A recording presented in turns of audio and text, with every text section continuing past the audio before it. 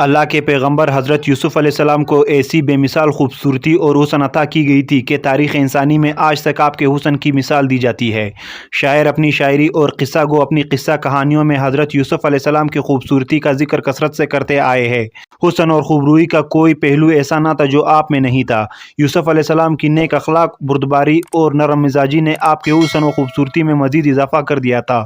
کوئی بھی شخص یوسف علیہ السلام کو پہلی مرتبہ دیکھنے پر ہی آپ کا حسن کا قائل ہو جاتا، مگر آپ کی اس بے مثال خوبصورتی کا ایک المناک پہلو یہ بھی تھا کہ اسی حسن کی وجہ سے آپ کی زندگی بہت سی مشکلات کا شکار ہوئی اور آپ کا حسن ہی آپ کے لیے مصائب اور آزمائشوں کا سبب بن گیا۔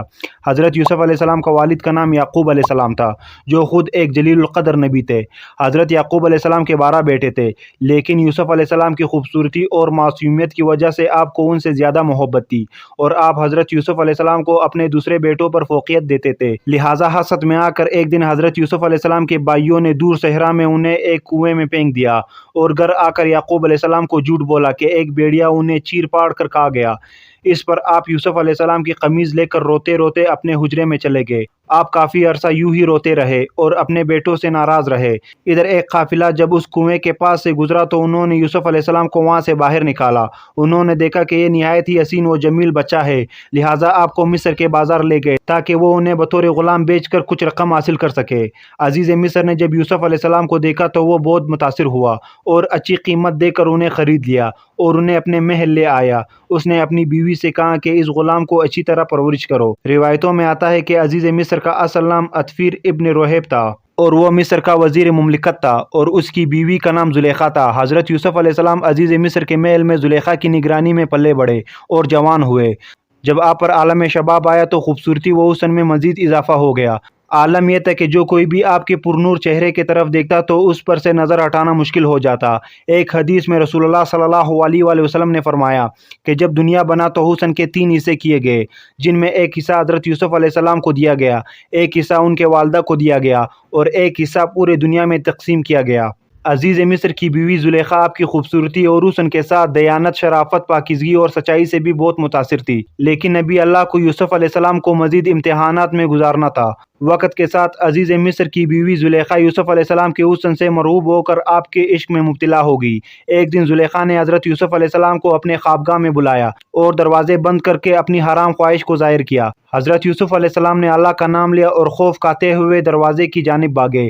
زلیخا انہیں پکڑنے کے لیے ان کے پیچھے دوڑی۔ ان کی قمیض کا پچھلا دامن اس کے ہاتھ میں آ گیا، جسے اس نے اپنی طرف کھینچا تو وہ پھٹ گیا۔ حضرت یوسف علیہ السلام باہر نکلے تو سامنے عزیز مصر کھڑا تھا، پیچھے زلیخا بھی باہر آ گئی۔ اس نے شوہر کو دروازے پر کھڑا دیکھا تو معصوم بن گئی اور یوسف علیہ السلام پر الزام لگاتے ہوئے کہا، یوسف میرے ساتھ غلط ارادہ رکھتا ہے، لہٰذا اسے سخت سزا دیا جائے۔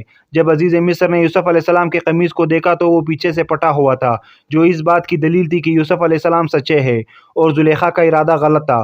وہیں اللہ کی طرف سے ایک اور معجزہ سرزد ہو گیا اور محل میں موجود ایک دودھ پیتا ہوا شیرخور بچہ اللہ کے حکم سے بول اٹھا اور اس نے گواہی دی کہ یوسف علیہ السلام پاک دامن اور سچے ہیں۔ یوں عزیز مصر کے سامنے سچائی واضح ہو گئی، لیکن اپنے بیوی کی بدنامی کے خاطر وہ خاموش ہو گیا اور بات کو رفع دفع کیا۔ یہ واقعہ آہستہ آہستہ پورے شہر میں عام ہو گئی، لہٰذا مصر کے لوگوں نے زلیخا پر طعن و طنز کرنا شروع کر دیا کہ عزیز مصر کی بیوی خود اپنی ہی غلام کے عشق میں مبتلا ہو گئی ہے۔ ان چرچوں سے تنگ آ کر زلیخا نے ایک بہت بڑی دعوت رکھی، جس میں شہر کی معزز خواتین کو کھانے پر دعوت دی گئی۔ جب دعوت کا آغاز ہوا تو زلیخا نے تمام عورتوں کو ایک چوری اور پھل دے کر اسے کاٹنے کو کہا۔ جب وہ عورتیں پھل کاٹنے لگی تو عین اسی وقت زلیخا کے حکم سے یوسف علیہ السلام کو بلایا گیا۔ جیسے ہی ان عورتوں نے یوسف علیہ السلام کے حسن و جمال کو دیکھا تو وہ مدہوش ہو گئی اور پھل کی جگہ اپنی انگلیاں کاٹ لی۔ لہٰذا اس کے ذریعے زلیخا نے عورتوں کو سمجھانے کی کوشش کی کہ آخر وہ کیوں یوسف علیہ السلام کے عشق میں مبتلا ہے۔ آخر ایسے خوبرو جوان جسے دیکھ کر عورتیں اپنی انگلیاں کاٹ لے، اس پر دل آ جانا کوئی حیرت کی بات نہیں ہے۔ اس واقعے کے بعد ہر دن مصر کی کوئی نہ کوئی عورت یوسف علیہ السلام سے رابطے کی درخواست کرتی تھی، لہٰذا آپ علیہ السلام نے اللہ سے دعا کی کہ ان سے نجات مل جائے۔ آخر کار زلیخا کی لاکھ اصرار کرنے پر بھی یوسف علیہ السلام اس کی طرف مائل نہ ہوئے اور اس کی خواہش کو رد کرتے رہے۔ تو عزیز مصر اور زلیخا کے حکم سے آپ کو زندان میں قید کر دیا گیا۔ یوسف علیہ السلام کی اس دعا کا ذکر اللہ نے قرآن مجید میں بھی کیا ہے۔ یوسف علیہ السلام نے کہا، اے میرے پروردگار، جس کام کی طرف وہ مجھے بلا رہی ہے اس سے بہتر تو قید خانہ ہے۔ آپ علیہ السلام تقریباً 10 برس جیل میں قید رہے۔ مصر کے بادشاہ نے آپ کو کس طرح آزاد کر دیا؟ آپ عزیز مصر کیسے بنے اور آپ علیہ السلام اپنے والد اور بھائیوں سے کیسے ملے؟ اس واقعے کا ذکر ہم کسی اور ویڈیو میں کریں گے۔ فی الحال اس واقعے میں یہ پیغام ہے کہ اللہ کے نبی یوسف علیہ السلام نے گناہ اور اللہ کی نافرمانی سے بچنے کے خاطر کتنے مشکلات کا سامنا کیا اور قید و بند کی مصیبتیں جھیلی۔ اس کے باوجود آپ ثابت قدم رہے اور اپنے پروردگار کو راضی کرنے کے خاطر اپنے نفس کو کس طرح زیر کیا۔